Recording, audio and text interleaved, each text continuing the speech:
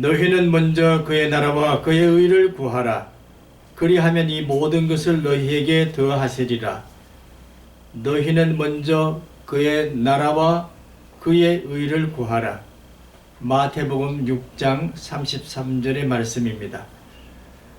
오늘은 이스라엘과 한국의 종교관에 대해서 비교하는 말씀을 가지고 시작하겠습니다.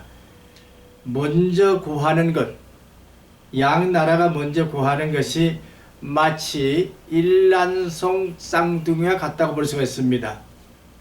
그 이유는 뭐냐면은 이 양 나라가 건국 이념이 하나님 중심에 의한 건국 이념이라는 것입니다. 신 중심의 나라를 건국한 것이 그들의 이야기입니다. 오늘 읽어드린 이 말씀대로 예수님은 하나님의 나라와 그 의를 구하는 것이 너희들이 먼저 해야 될 일인데, 우리 한국 백성들도 신중심의 나라라고 하는 것을 알 수 있습니다. 그래서 하나님 중심주의라고 하는 것, 가센트리즘이라고 하는 것이 오늘 신약 신학자들이 말하는 그리스도 중심주의에서 이제는 신중심으로 나가야 된다 하는 그 신학적인 변이를 지금 얘기하고 있는데, 우리는 그런 면에서 양 나라가 하나님 중심의 나라라고 하는 면에서 너무나도 같다고 하는 것, 그래서 하나님 중심한 건국 이념이 뭐냐 할 때에 우리 한국은 천부경이라고 하는 것이 있습니다. 단군이 만든 81자의 천부경 속에는 하나라고 하는 것이 있어요. 일시무시라고 하는 말이 있어요. 하나에 시작할 때는 없는 것으로부터 시작했다 하는 일시무시, 그리고 마지막에 일시무종, 이렇게 해서 하나를 얘기하는데요. 그래서 일시무종하고서 그 다음에 띄우고 하나가 있습니다. 일이 있습니다. 이 하나 사상, 이것이 바로 건국 이념인데, 모든 것은 하나에서 출발한다고 하는 것입니다. 하나님으로부터 출발한다, 이렇게 보면 됩니다. 성경, 구약 성경에 보면은 태초에 하나님이 천지를 창조하셨다, 이렇게 얘기되어 있습니다. 그때에 하나님이 먼저 나타나신다, 그거죠. 천부경에서도 이런 하나님을 말하는 것입니다. 하나는 하나님을 말한다. 그런 면에서 창세기 1장 1절과 천부경 첫 번째 네 글자 일시무시, 일종무종, 이와 같은 것은 똑같은 하나님 중심으로 출발한다고 하는 건국 이념이 있습니다. 그런 면에서 우리는 양자의 나라가 뭔지 모르게 쌍둥이와 같은 역사의식을, 종교적인 역사의식을 지닌 민족이라고 말할 수가 있습니다. 어떻게 보면은 이 이스라엘이 다시 회복되는 그때에 우리 한국 교회가 또 새로운 면모로 이 건국 이념과 함께 복음을 극대화하는 것을 보면은 양쪽 나라가 가지고 있는 하나님 중심의 사상, 성경, 원리, 복음, 이와 같은 것이 동질적인 요소를 지녔다고 말할 수가 있습니다. 그러면 그 다음에 우리가 생각해 볼 수 있는 것이 뭐냐면은 이 양 나라는 조상들을 숭배하는 제단을 가지고 있었다. 그리고 그들은 높은 산에다가 제단을 쌓았습니다. 이 아브라함이 그 제단을 쌓은 것이 바로 지금 현재 그 예루살렘에 있는 높은 산이잖아요. 그와 마찬가지로 우리나라에는 여러 군데의 그 단군 제단이 있습니다만, 강화도의 만이산에 천제단이 있습니다. 이렇게 높은 곳에다가 조상들을 섬기는, 조상들을 공경하는 사상을 지닌 것을 보면은 너무나도 이 산 중심의 선맥을 가졌다고 볼 수 있습니다. 거기에서 제사를 드릴 뿐만 아니라 거기에서 이 가물을 즐길 수 있는 것, 이것도 비슷한 내용을 갈 수가 있습니다.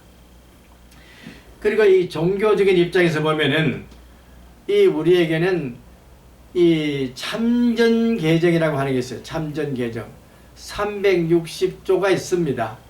그와 마찬가지로 유대인에게는 613가지의 이 랍비들이 지키는 계율이 있는데, 이와 같은 계율로 보더라도 상당히 도덕적이고 윤리적인 의식이 강한 민족이라고 하는 것을 우리는 알 수가 있습니다. 그런 면에서 양 나라는 도덕적인 면에서도 윤리적인 면에 있어서도 삶 전체가 인간과 인간의 관계에 있어서 하나님 중심으로 전개된다고 하는 것을 볼 수가 있는데요.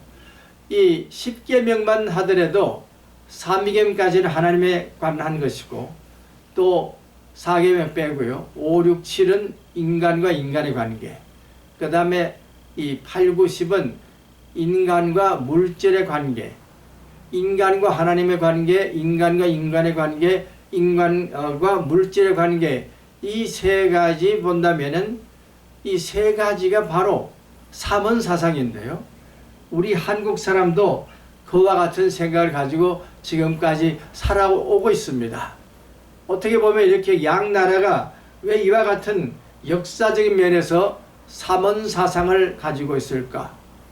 하나님과 인간과 자연의 이 삼위일체를 가지고 있는 모든 이해가 이 사상적인 구조까지도 같다고 볼 수가 있는 것입니다.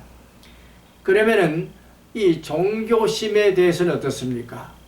하나님의 율법을 지킬 때만, 완전히 순종할 때만 이스라엘은 건강했는데, 지키지 못했을 때는 하나님께서 가차없이 징벌하셨다고 하는 것입니다. 우리나라 역사도 마찬가지입니다.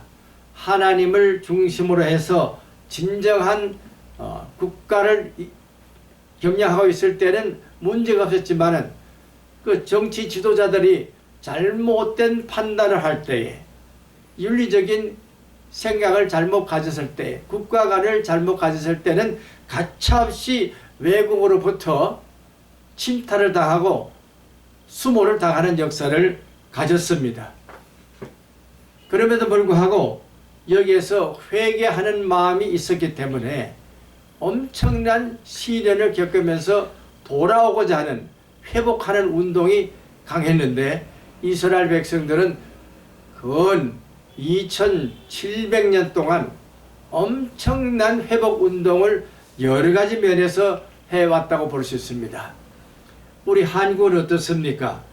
한국이 가지고 있는 이 근본적인 천부경의 사상을, 일신 사상을 회복하기 위해서 여러 가지 면에서 그 일을 했는데, 종교를 들여감으로써, 종교를 가져옴으로써 그와 같은 일을 했는데, 예를 들면은 이 도교와 같은 거, 불교와 같은 거, 유교와 같은 이런 거대한 철학 사상을 한국에서 받아들임으로써 이 하나님 사상을 일깨워주는 역사를, 마지막으로는 복음을 통해서 하나님을 아는 지식에 이르기까지 분투 노력했다고 하는 것을 알 수가 있습니다. 그래서 우리 한국과 이스라엘은 참으로 하나님의 그 율법을 지키는, 순종하는 마음, 경천하는 마음을 가지고 있을 때에는 참으로 하나님께 축복을 하셨지만은, 경천 사상이 무뎌지고 애인 사상이 무뎌졌을 때는 가차없는 사회적인 이 불행을 맛보았다고 하는 것을 우리는 알 수가 있습니다. 그리고 여러 가지 면에서 악귀를 쫓아내는 행사도 비슷하고요. 특히 우리가 알 수 있는 것은 이 양배추라고 하는 게 있습니다. 양배추. 양배추는 이스라엘에서 우리 한국으로 들어왔는데, 그것을 중국에서는 꼬리라고 얘기해요. 꼬리. 거기서 뭐 꼬리가 나왔다 볼 수 있습니다만은, 이 양배추를 먹는 것이 이 양쪽 나라에서 똑같다고 하는 거, 양배추를 너무나 사랑하고 있다고 하는 거, 이 식물에 있어서도 양쪽에서 비슷한 느낌을 주고 있습니다. 지난번에 말씀드렸지만은 이 샤론의 꽃이라고 하는 것, 들국화라고 하는 것이 바로 무궁화 꽃이라고 하는 것을 말씀드렸는데, 무궁화 꽃은 끊임없이 피고 지고 한다고 하는 영원을 상징하고 있다고 하는 면에서 이 꽃을 사랑하는 마음이 참으로 중심이 돼서 이 꽃이 활짝 피듯이 하나님에 대한 영적인 지혜가 펴나가는 이런 상징까지도 동일하다고 하는 점을 우리는 알면서 양국이 살아가야 할 다음의 이야기를 이 다음 시간에 말씀을 드리고자 합니다. 오늘 주님께서 말씀하신 먼저 그의 나라와 그의 의를 구하라고 하셨습니다. 그렇습니다. 하나님을 먼저 구하는 사람들, 그 사람들의 말로 무궁한 나라를 흩어지지 않고 무너지지 않고 영생하는 나라를 가지게 되는데, 이제 우리 대한민국은 어떻게 해야 되겠습니까? 남북 통일을 하긴 해야 되는데 정치적으로가 아니라 하나님을 중심한 통일이 되어야 할 것입니다. 그러한 나라를 만들고자 노력하는 이스라엘처럼 우리 대한민국도 하나님을 중심한 참된 하나님 중심의 통일 왕국을 만드는 축복을 받으시기를 주님의 이름으로 축원합니다. 아멘.